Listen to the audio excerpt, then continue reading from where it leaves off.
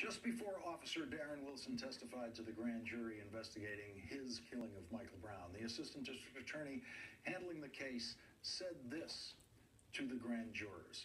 I'm going to pass out to you all. You are all going to receive a copy of the statute. It is section 563046, and it says law enforcement officers' use of force in making an arrest, and it is the law on what is permissible, what force is permissible, and when in making an arrest by a police officer. The assistant district attorney, Kathy Alizadeh, then handed the grand jury a copy of a 1979 Missouri law that was ruled unconstitutional by the United States Supreme Court in 1985. She was handing them something that had not been law in Missouri during her entire legal career. But it was very helpful to Officer Darren Wilson that the assistant district attorney handed the grand jury an old unconstitutional law which said incorrectly that it is legal to shoot fleeing suspects simply because they are fleeing. By handing the grand jury that unconstitutional law, the assistant district attorney dramatically lowered the standard by which Darren Wilson could be judged. She was telling the grand jury with that document that Darren Wilson had the right, the legal right, to shoot and kill Michael Brown as soon as Michael Brown started running away from him. She was telling the grand jury that Darren Wilson didn't have to feel his life threatened at all by Michael Brown. She was taking the hurdle that Darren Wilson had to get over in his testimony and flattening it. She was making it impossible for Darren Wilson to fail in front of this grand jury. She was doing all of that by handing the grand jury a so-called law that has never been the law of Missouri during her entire legal career. The portion of the Missouri law that was ruled unconstitutional says that a police officer is justified in the use of such physical force as he or she reasonably believes is immediately necessary to effect the arrest or prevent the escape from custody. That was ruled unconstitutional by the United States Supreme Court in 1985. It was legal to shoot and kill fleeing suspects in most states until the Supreme Court made it illegal in 1985, and everyone in law enforcement knows that. Everyone except the two assistant district attorneys who were presenting the evidence to the grand jury in one of the most important cases of police use of deadly force in this country since 1985. There is nothing more helpful the assistant district attorney could have done for Officer Darren Wilson right before his testimony than show that incorrect, outdated, unconstitutional law to the grand jury. The grand jury then listened to Officer Wilson's testimony with the belief that anything he did to Michael Brown would be fully justified legally simply because Michael Brown at some point ran away from Officer Wilson.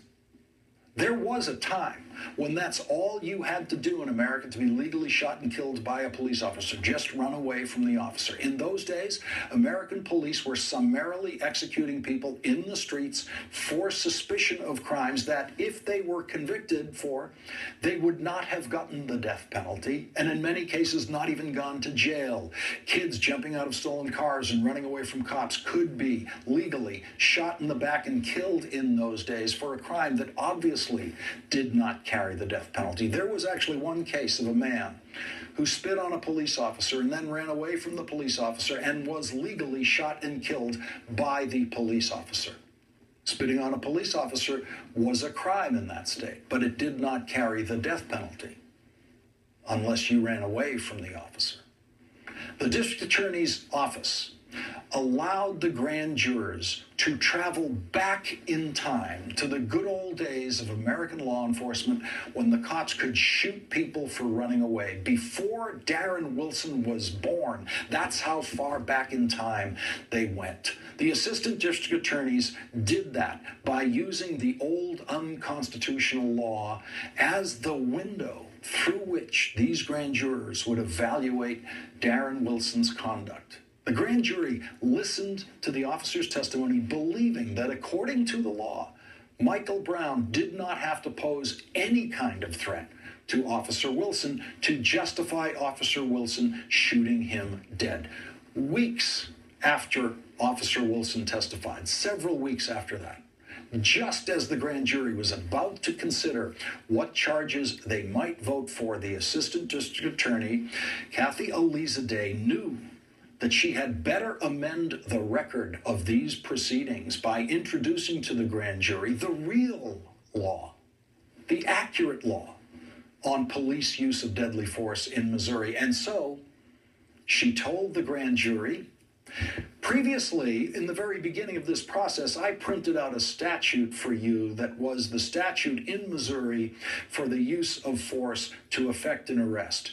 So if you all want to get those out, what we have discovered, and we have been going along with this, doing our research, is that the statute in the state of Missouri does not comply with the case law. This doesn't sound probably unfamiliar to you, that the law is codified in a written form in books, and they're called statutes, but courts interpret those statutes, and so the statute for the use of force to effect an arrest in the state of Missouri does not comply with the United States Supreme Court cases. So the statute I gave you, if you want to fold that in half, just so that, don't necessarily rely on that, because there is a portion of that that doesn't comply with the law.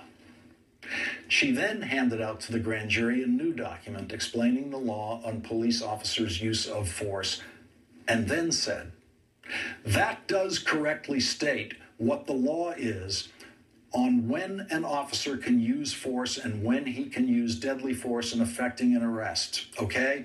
I don't want you to get confused, and don't rely on that copy or that print out of the statute that I've given you a long time ago. It is not entirely incorrect or inaccurate, but there is something in it that's not correct. Ignore it totally. A grand juror then asked, the Supreme Court, federal court, overrides Missouri statutes? Now, we all learned the answer to that in high school. It is one word: yes. That is why we no longer have segregated schools in this country. The Supreme Court said it was unconstitutional and illegal to have segregated schools, and that is the only reason states like Mississippi and Alabama and Arkansas and, yes, Missouri no longer have segregated schools. But the assistant district attorney, when asked the simplest question she could possibly be asked by a grand juror, does the Supreme Court override Missouri statutes, couldn't bring herself to say a simple, truthful yes. Instead, she actually said, quote, just don't worry about that. Her full reply, word for word, was, as far as you need to know, just don't worry about that. The other assistant district attorney in the room added, we don't want to get into a law class. America already had a law class on this when Alabama Governor George Wallace stood in the doorway to prevent the first black students from attending class at the University of Alabama because the United States Supreme Court had ruled states' segregation laws to be unconstitutional. The federal government crushed the little, powerless, angry governor of Alabama when he needed to be crushed in that doorway by the righteous power of the United States Supreme Court and the federal government. It doesn't take a law class to explain to a grand juror that, yes, the United States Supreme Court does indeed override Missouri statutes. It takes one word. Yes. But that is not the worst, most unprofessional aspect of Assistant District Attorney Kathy Elizadeh's presentation to the grand jury about this law. The very worst part of it is that she never, ever explained to the grand jury what was incorrect about the unconstitutional statute that she had given them and left with them as one of their official papers for weeks and weeks and weeks.